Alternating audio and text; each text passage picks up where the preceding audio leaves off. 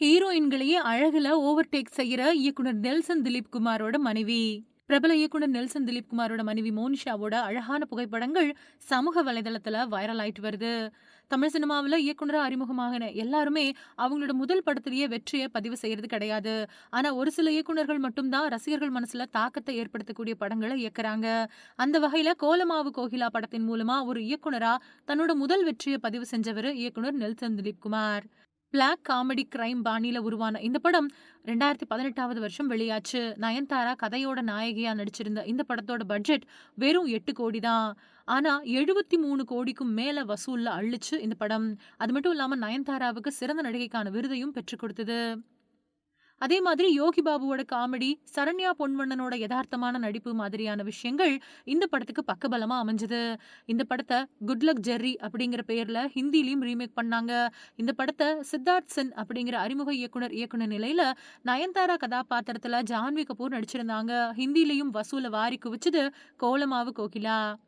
இந்த படத்த தொடர்ந்து 2021வது வருஷம் நடிகர் சிவகார்த்திகேயன வச்சு டாக்டர் படத்த நெல்சன் திலீப் குமார் இயக்குனாரு. இந்த படத்துல பிரியங்கா மோகன் ஹீரோயினா நடிக்க, வினய் ராய் மாதிரியான பல பேர் முக்கியமான கதாபாத்திரத்துல நடிச்சிருந்தாங்க.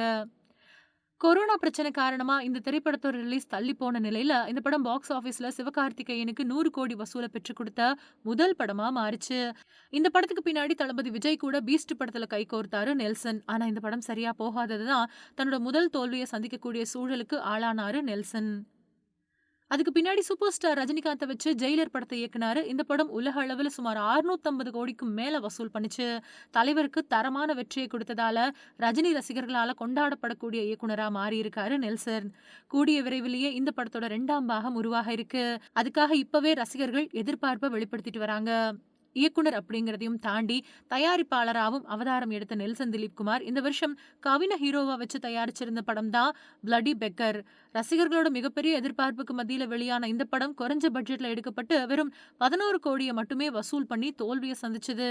நெல்சன் திலீப் குமார் பத்தி தெரிஞ்ச பலருக்கும் அவங்களோட குடும்பத்தினர் பத்தி தெரிஞ்சிருக்க வாய்ப்பில்ல. நெல்சன் திலீப் குமார் விஜய் டிவில பணியாற்றும் போது மோனிஷா அப்படிங்கிறவங்கள கல்யாணம் பண்ணிக்கிட்டாரு. இவங்களுக்கு ஆத்விக் அப்படிங்கிற பையன் ஒருத்தனும் இருக்காரு.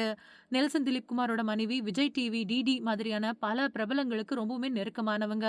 அதே மாதிரி ஃபேஷன் மேல ரொம்பவே அளவுக்கு அதிகமான ஆர்வம் கொண்ட இவங்க அடிக்கடி விதவிதமான போட்டோஸ் எடுத்து அதை சமூக வலைதளத்துல வெளியிட்டு வராங்க. திரையில முகம் காட்டாட்டாலும் கூட இன்ஸ்டாகிராம் பக்கத்துல ரொம்பவே ஆக்டிவா இருக்கக்கூடிய மோனிஷாவ இன்ஸ்டாகிராம் பக்கத்துல 71.6K ஃபாலோவர்ஸ் பின்தொடர்றாங்க. இந்த நிலையில மோனிஷாவோட லேட்டஸ்ட் புகைப்படங்கள் வெளியாகி வைரல் ஆயிட்டு வருது.